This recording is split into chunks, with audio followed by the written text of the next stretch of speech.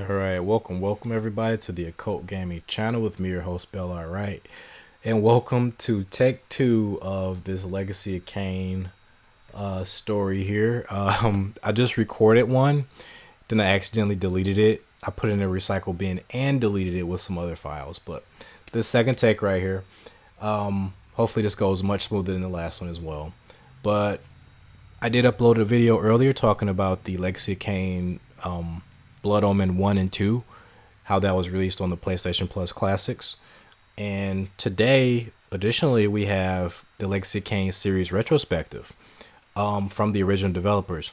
Now, this isn't as juicy as I hoped it would be, just to be completely blunt with you guys, but there is some really cool information here. And this does a really good job of kind of take you down memory lane with the series and kind of presenting some facts about the series that maybe a lot of you don't know. So I had a really good time talking about this before. I was getting ready to upload the video, but of course I accidentally deleted it. So let's just go ahead and get right into it. We're gonna go ahead and read this article. This is through the PlayStation blog. They've been doing really good work on these PlayStation blogs with the series. So really happy about this. Let's give credit to the author here, Corey Brotherson, the PlayStation blog contributor.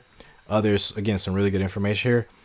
I'm gonna just read through all of it. There's some really cool stuff. If you guys want to just check the article out yourselves, you probably read through it much faster than I'm going to. I'll leave a link in the description and the comments down below. So really cool image there as well. So vampires, race, and philosophical debates. Discover why this Spectre series has left such a legacy with its fans. Becoming the stuff of legend is no easy feat, but it's entirely appropriate that a compelling and complex tale about a vengeful vampire has not only lasted as long as it has, but triumphantly arisen from its resting place. From its popular 1996 debut, the Legacy of Kain series has a long-standing history across the PlayStation, from introducing memorable characters to pioneering the 3D game design.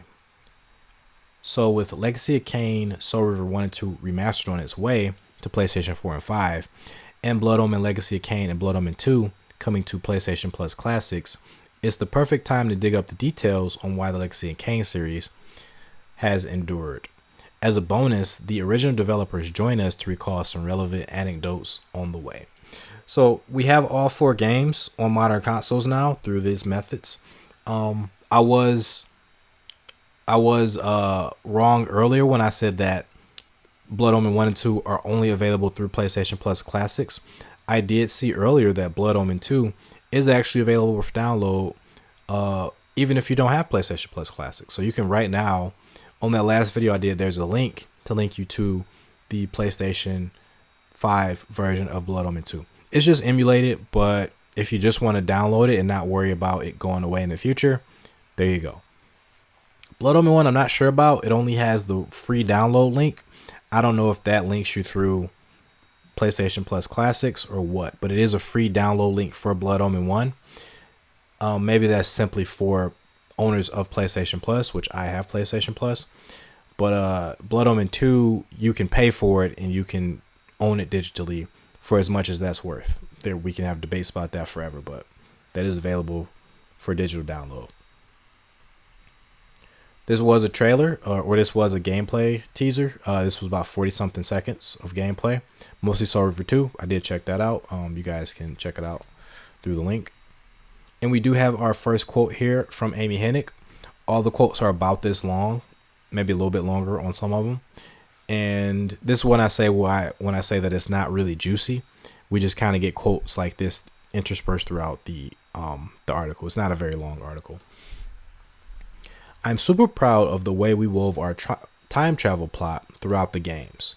Writing time travel stories is hard. And time travel has been very important in the series from the very beginning. From Blood Omen 1, there's time travel in Blood Omen 1 that affects, once you do it, it affects the rest of that game. And those decisions that Kain made in that game affect the rest of the series. So time travel is woven really well throughout the series, and it's done really well, surprisingly well. I'm a guy who historically hates time travel in stories. I think it's always convoluted. I think it always gets to the point where it's silly. It always gets to the point where it contradicts itself. I've always enjoyed it in Legacy of Kain because it's never done any of that. The rules make sense. It never really contradicts its rules. I think Amy accidentally discovered a really good reason for time travel to work in the series, and she's just from there on kept that reason intact, and it's just worked really well with the narrative she was writing. So either she's a mad genius or she just lucked into something really cool with the way the narrative panned out by the end, from the events of Blood Omen 1 to the events of Defiance. The way that all panned out, because that event, time travel event in Blood Omen 1 was crucial, was absolutely crucial to the entire series. So she wrapped that up in a neat little bow. So I'm just saying that for you guys that know the story, you know exactly what I'm talking about. For you guys who haven't experienced it, you're in for a treat, but pay very close attention from the first game to the last game, the way that's interwoven throughout there. Then let's talk about it. Once you're done, let's talk about it. Come back to the video, make your own video. Let's talk about it. It's really cool stuff. But anyway, we have Amy's her titles from the various games she was in. We have her in Blood Omen Legacy of Kain as design manager, in Server 2 and Legacy of Kain Defiance, she was director and lead writer. So definitely leveled up. Definitely she has imprinted herself on the entire series.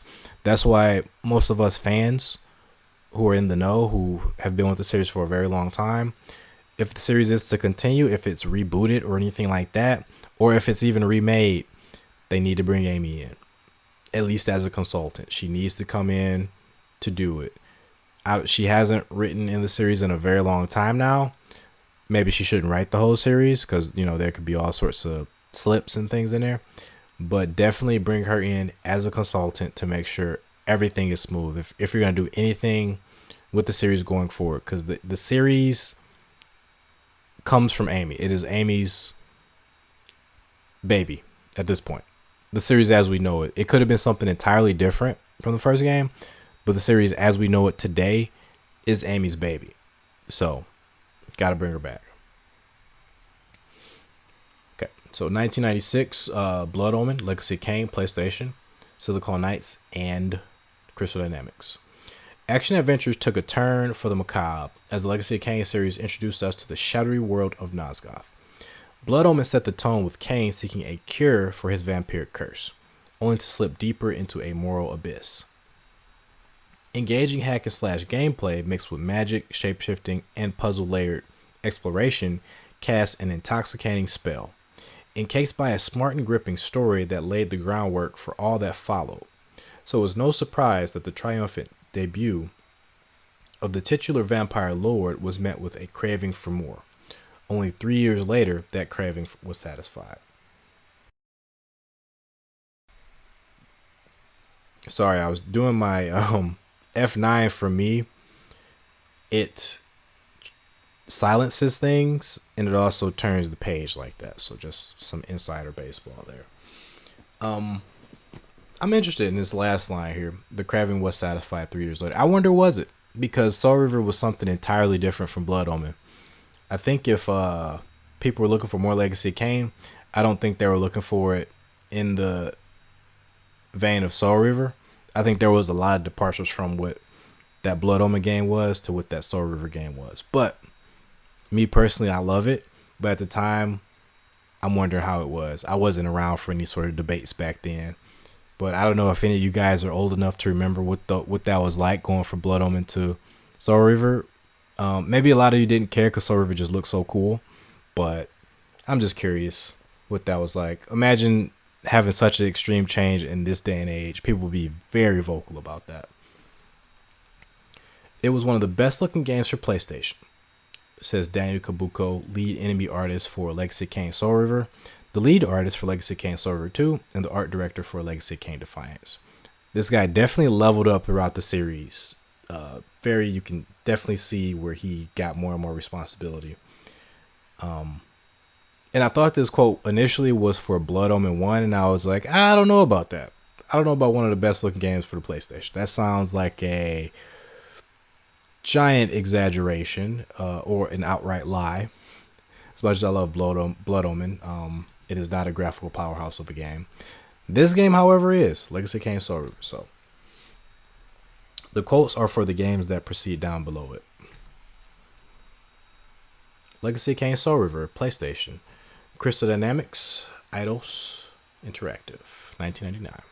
If Blood Omen began the Crimson State lineage for the series in 2D, Soul Reaver took up the trail and innovated it into fully formed 3D. This time, the consequences of Kain's actions are directly in your hands. Assuming control of the iconic Raziel, a former vampire lieutenant slain by Kain. Resurrected into a wraith, Raziel is given his mission by the Elder God to destroy Kain and restore the now broken wasteland of Nosgoth to its former glory. And this was an interesting point to me because as I'm playing Blood Omen, I forgot this detail until I played it again.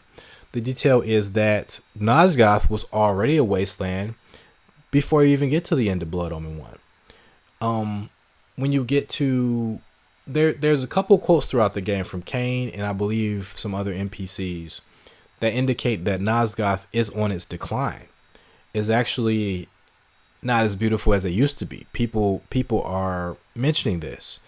And that could be because the sorcerers are running roughshod because of the corruption.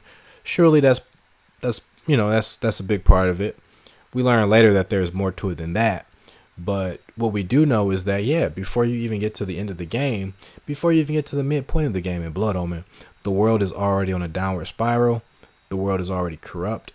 And the world is already, there's parts that are already pretty much wasteland already. So I just found that to be interesting. The wasteland isn't simply brought about by Kain's decision. The wasteland was inevitable.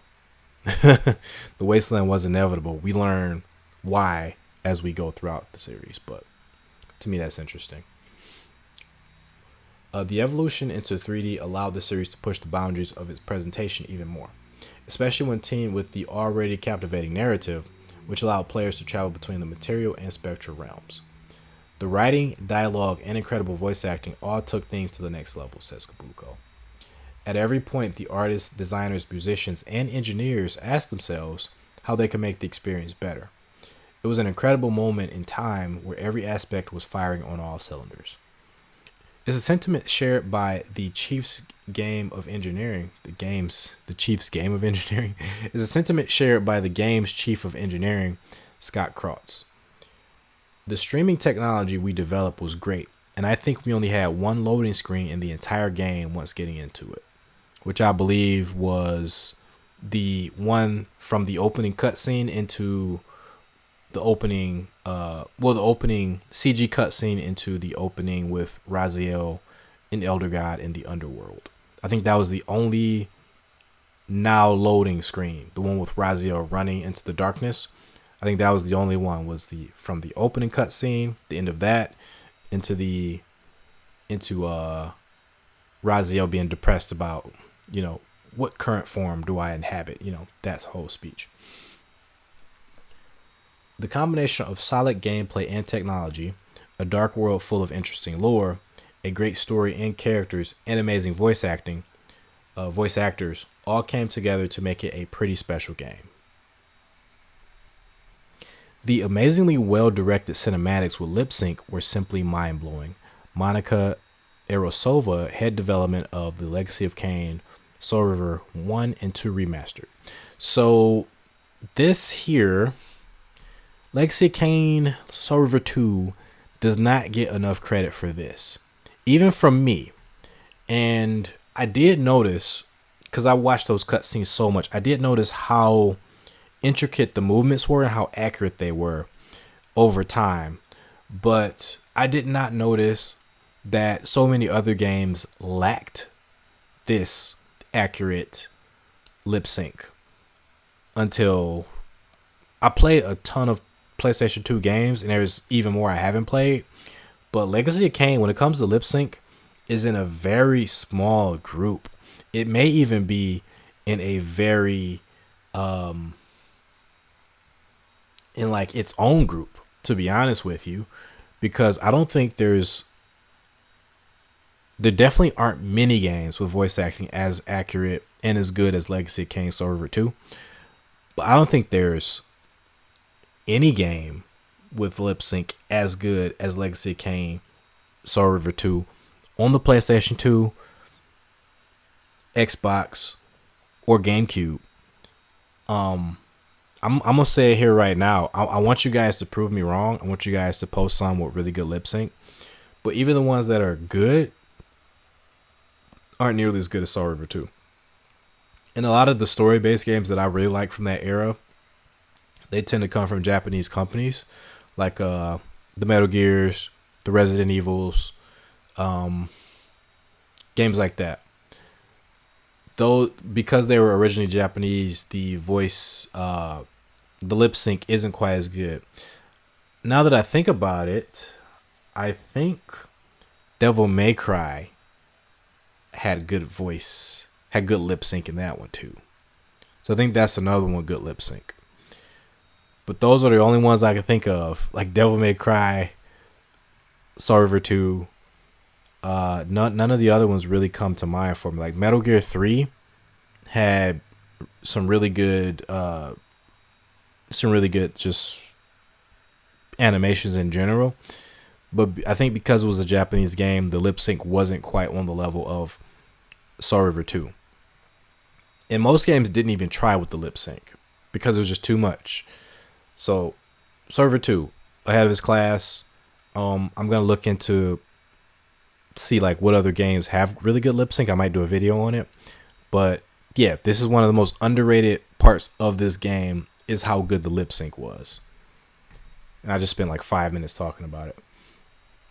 All right, 2001, Soul River 2, PlayStation 2, Crystal Dynamics, Eidos Interactive.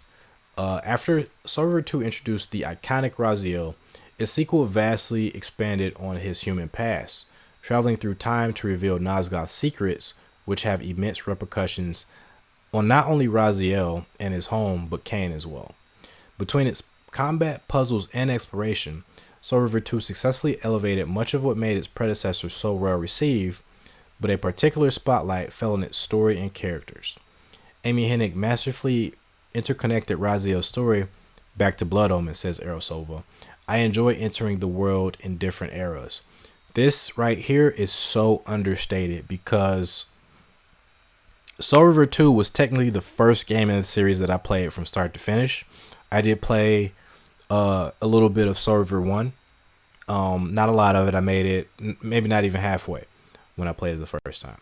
And then when I played Soul River 2, I was so compelled by the story and the cutscenes, and it really got me intrigued with all these Blood Omen 1 characters.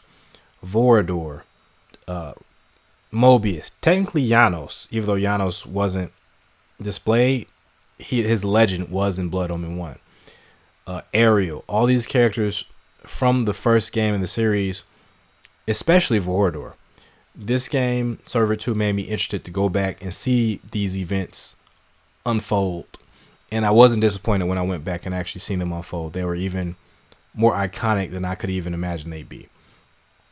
But that's the really cool part about the time travel in Legacy of Kain.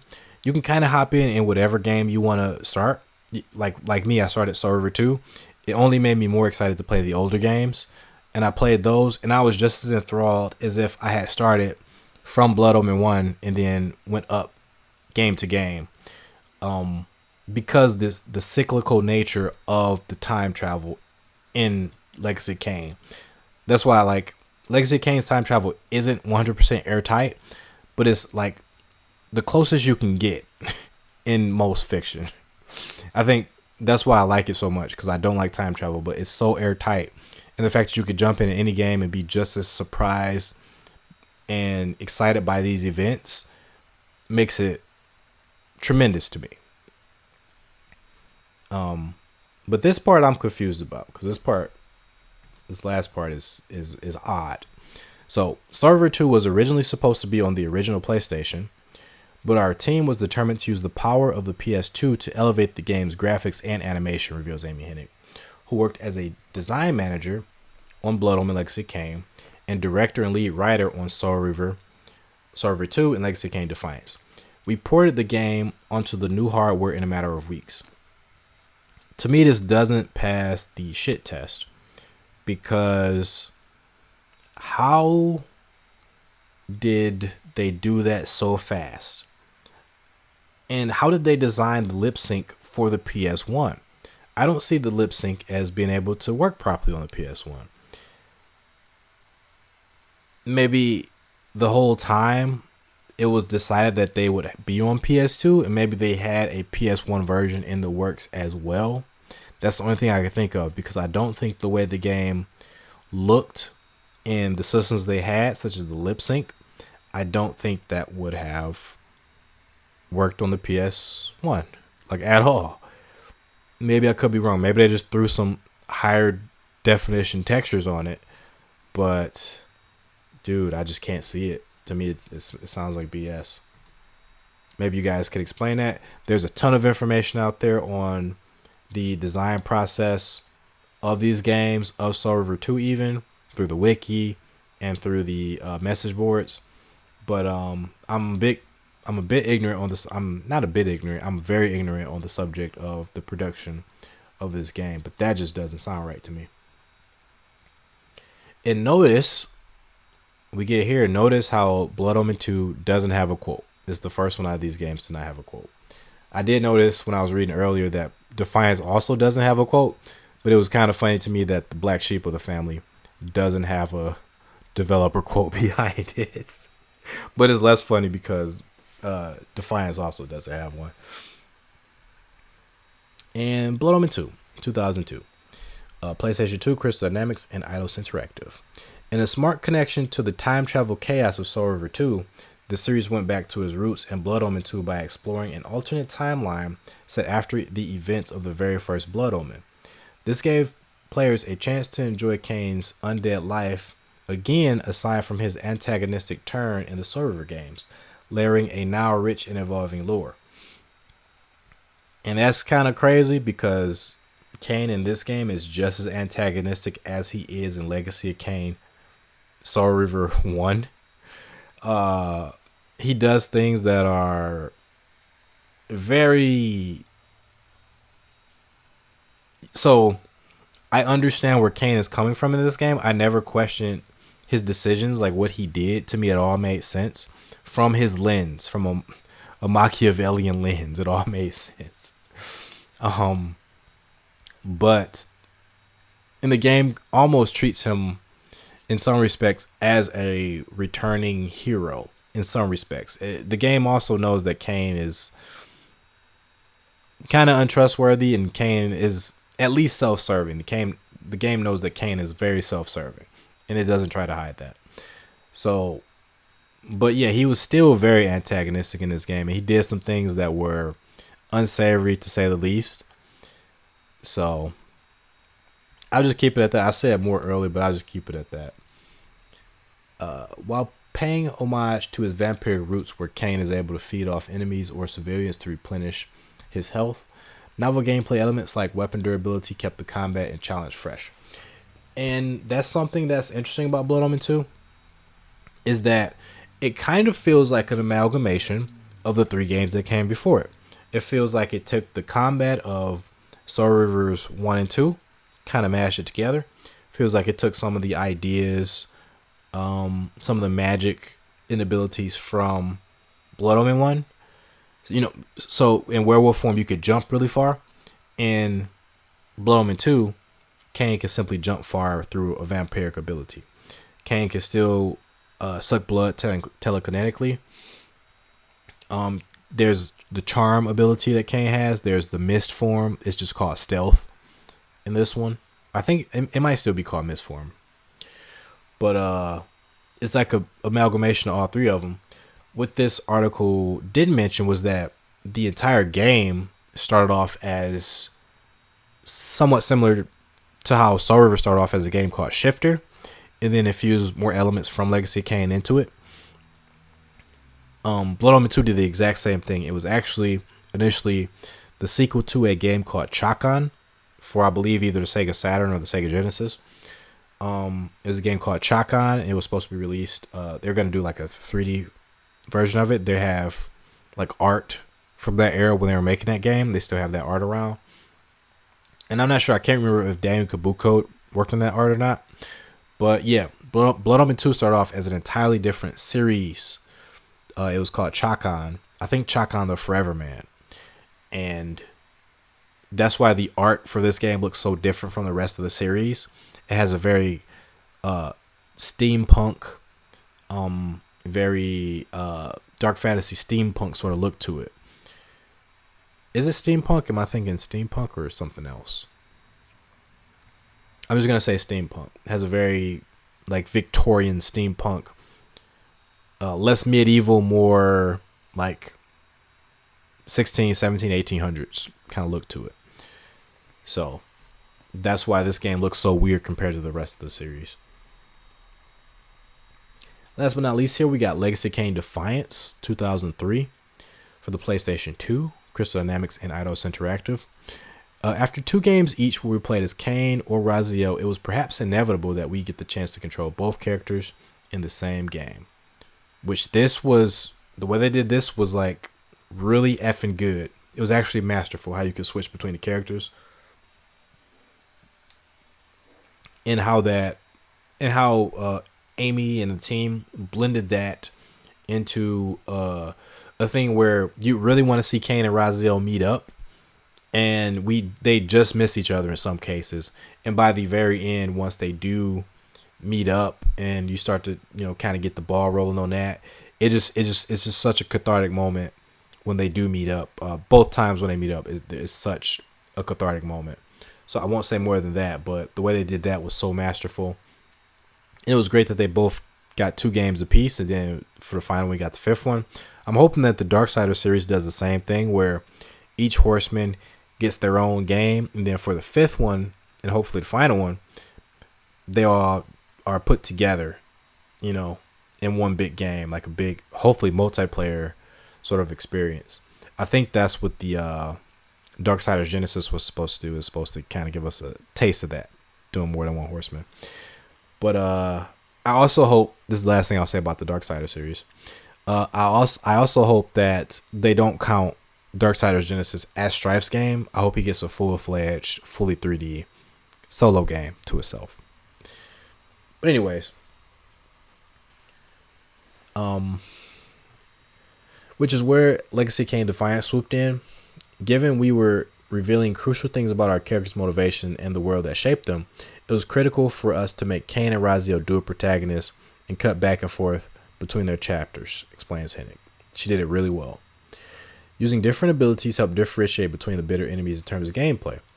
While the story offered the now expected and satisfying philosophical pondering on determinism and morality to resolve Kain and Raziel's bloodstained conflict, we wanted to tell a great complex story with flawed but compelling characters in a captivating and original world, which they succeeded. Says Hennig, it's incredibly gratifying to see how formative and indelible these games and stories have been for our audience. You'll be able to get a taste of the series' lasting legacy when Blood Omen, Legacy of Kain, and Blood Omen 2 arrive on PlayStation Plus Premium November 19th, and when Legacy of Kain Soul Reaver 1 and 2 Remastered hits PlayStation 4 and PlayStation 5 on December 10th. So we're coming up on this stuff really quickly, guys. I'm just getting my Blood Omen stuff going. I'm doing a PS3 playthrough. I want to do the PS3 playthrough of Soul Reaver 1 as well, just so I'm ready for the I'm just going to do a straight up walkthrough once the remasters come out. I'm going to have that on the main channel, but I'm going to do these just regular playthroughs on the backlog channel. So I want you guys to check that out if you get a chance. But yeah, this was awesome. I wish my original recording went through because I did talk a little bit more about certain aspects, but I'm going to keep this one a little bit shorter than that one was. So appreciate you guys for stopping by. Please want you guys to leave some comments down below in terms of how you feeling about all this. This is a really good time to be a Legacy of Kain fan. They're doing some really interesting things with the remasters and with the older games. It's just kind of funny how they're releasing them, some here, some there, and I'm wondering where the heck we're going to get Defiance. if you guys can't wait for it, go ahead and download your Steam copy. That's all I can tell you for the current moment. I'm not sure how expensive it is to get a copy on the PS2. They do also have it on the Xbox, but it's not backwards compatible with the Xbox 360, unfortunately. Because I wanted to play it on 360. You could play Blood Omen 2 on the 360, but you can't play Defiance on the 360. But anyways, guys, please, if you could support the channel, go ahead and leave a like. Again, comment on the channel. Go ahead and subscribe to the channel if you haven't already. I also do have a Patreon. If you guys want to see me do more game-related content, once I get that going, I can focus exclusively on my books as well as more game-related content. I'm wanting to do more deep dives into these games, as well as more playthroughs and things like that. I really want to get through my backlog. And if I can devote more time to the channel, I can really start playing more video games. That's really why I have a channel, because I want to play more video games. And I can't do it. I can't do it if I'm not monetizing it. Unfortunately, I can't play as many games as I want to, unless it's like a full-time job, which is quite evil. But it is what it is. I appreciate you guys. Thanks for stopping by, guys. Have a great day. Take care of yourselves and your loved ones. But till next time, everybody, peace.